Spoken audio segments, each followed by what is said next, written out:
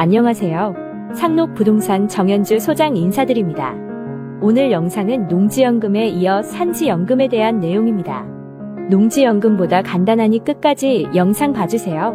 산지연금의 정식 명칭은 산지연금형 사유림 매수제도입니다. 기존의 산지 매수 청구권이라고 해서 개발 제한구역으로 개발이 불가능하거나 공익용 산지 가치 매도가 어려운 경우 국가를 상대로 매수 청구권을 행사하는 제도가 있었고 현재도 시행 중에 있습니다. 이 제도는 상시하는 것이 아니기에 공고가 있는지 확인이 필요하며 국가가 무조건 매수하는 것도 아니기에 일정한 자격 또한 필요한 사항입니다. 오늘은 산지 매수 청구가 아니고 산지연금에 대해 간단히 알아볼게요.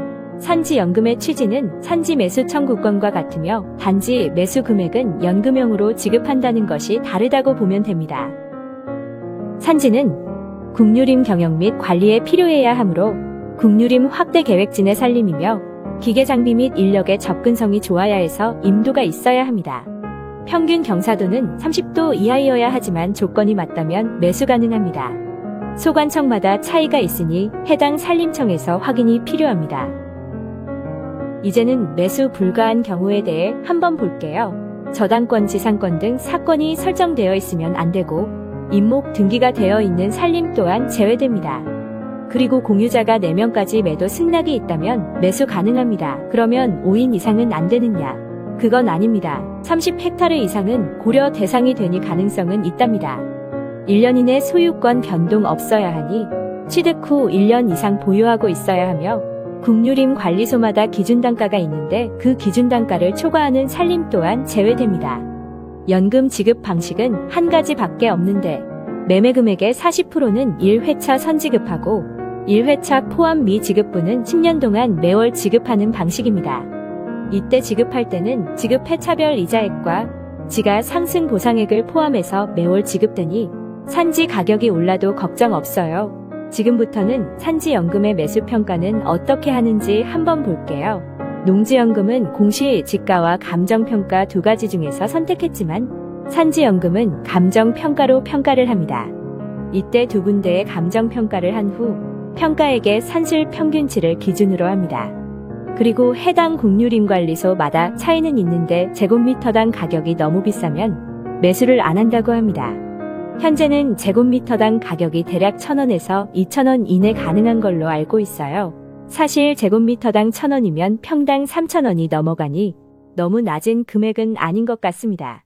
그래서 산림연금용 산지는 땅 값비싼 수도권 같은 곳보다는 지방에서 찾는 것이 맞다고 봅니다.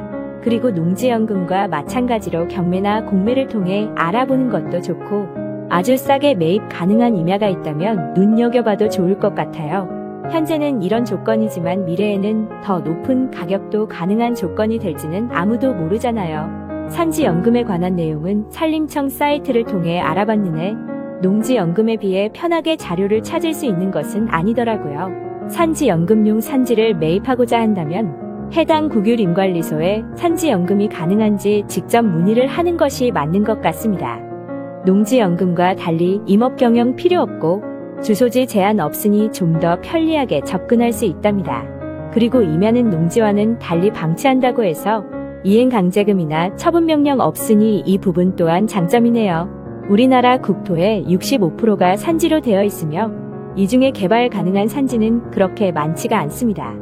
하지만 지구온난화다 해서 탄소 배출권에 대한 관심이 높아지고 있는 시점에 외국의 경우처럼 개인이 탄소 배출권을 사고 파는 시대가 올 것 같기도 합니다. 현재 우리나라도 탄소 배출권 사업에 대한 참여가 늘어나고 있고 사업 시행을 위해 많은 홍보를 하는 중입니다. 산지 개발에 대한 혜택들이 늘어나고 있으니 임야에 많은 관심 가져주세요. 마지막으로 산지연금은 취득 후 1년 이상 경과, 임업 경영 필요 없고 주소지 제한 없습니다. 오늘 영상 끝까지 봐주신다고 고생하셨습니다. 더 좋은 내용으로 찾아뵐 것을 약속하며 감사합니다.